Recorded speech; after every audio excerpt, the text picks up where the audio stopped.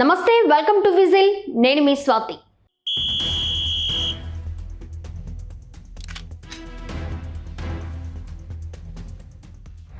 గతంలో ఎంపీగా, విపక్ష నాయకుడిగా, సీఎంగా పనిచేసిన జగన్కు శాసనసభ నిబంధనలు తెలియవా అని అసెంబ్లీ డిప్యూటీ స్పీకర్ రఘురామకృష్ణంరాజు ప్రశ్నించారు. పశ్చిమ గోదావరి జిల్లా పెద అమిరంలోని క్యాంపు కార్యాలయంలో ఆదివారం ఆయన మీడియాతో మాట్లాడారు.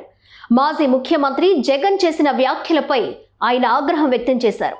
అసెంబ్లీ సభ్యుడు ఎవరైనా సభాపతి అనుమతి తీసుకోకుండా వరుసగా 60 రోజుల పాటు శాసనసభ సమావేశాలకు హాజరు కాకపోతే ఆ సభ్యుడు అనర్హుడవుతారని తెలిపారు. ఈ విషయం రాజ్యాంగంలోని ఆర్టికల్ 194లో చాలా స్పష్టంగా ఉందన్నారు. అదేవిధంగా అసెంబ్లీ నిబంధనావళిలోని క్లాజ్ 187(2)లో కూడా స్పష్టంగా పేర్కొన్నారని తెలిపారు. అసెంబ్లీ రూల్స్ ఆన్లైన్లో అందుబాటులో ఉన్నాయని, కావాలంటే చూసుకోవాలని సూచించారు ఆయన. వైసీపీ అధ్యక్షుడు, సలహాదారులు, ఎమ్మెల్యేలు ఆ నిబంధనలు పరిశీలిస్తే ఎవరిని తప్పుదోవ పట్టిస్తున్నారు అనేది అర్థమవుతుందన్నారు. సభలో ప్రతిపక్ష సభ్యులకు ఎంత సమయం ఇవ్వాలి అనేది ఆయా పార్టీల బలాబలాలను బట్టి ఉంటుందని అన్నారు. సభ జరిగినన్నాళ్ళు ప్రతిరోజు ప్రశ్నోత్తరాల సమయంలో 2 ప్రశ్నలు వైసీపీ సభ్యులకు వస్తున్నాయి. కానీ వాళ్ళు ఎవరూ సభలో ఉండడం లేదు.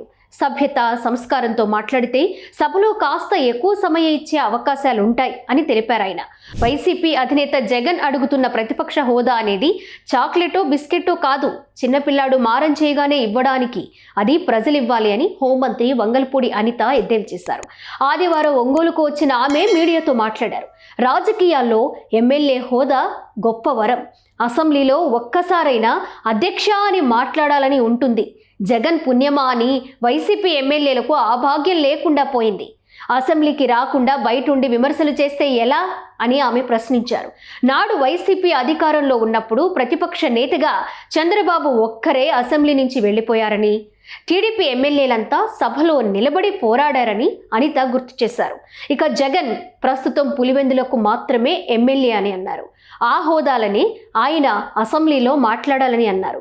విధ్వంస పాలకులు 30 ఏళ్ల పాటు అధికారంలోకి రాకూడదని అనిత అన్నారు.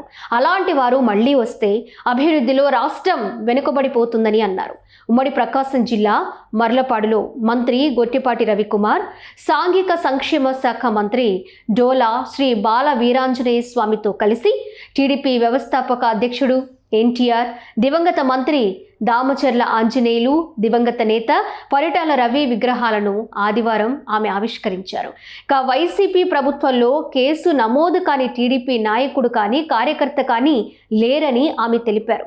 అలాంటి చీకటి రోజులు మళ్లీ వద్దని, విధ్వంస పాలకులు అధికారంలోకి రాకూడదని ఆమె అన్నారు.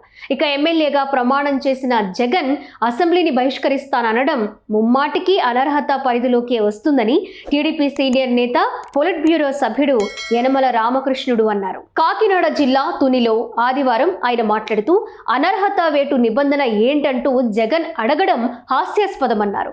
రాజ్యాంగంలోని ఆర్టికల్ 188, 194 చదివితే అర్థమవుతుందని తెలిపారు.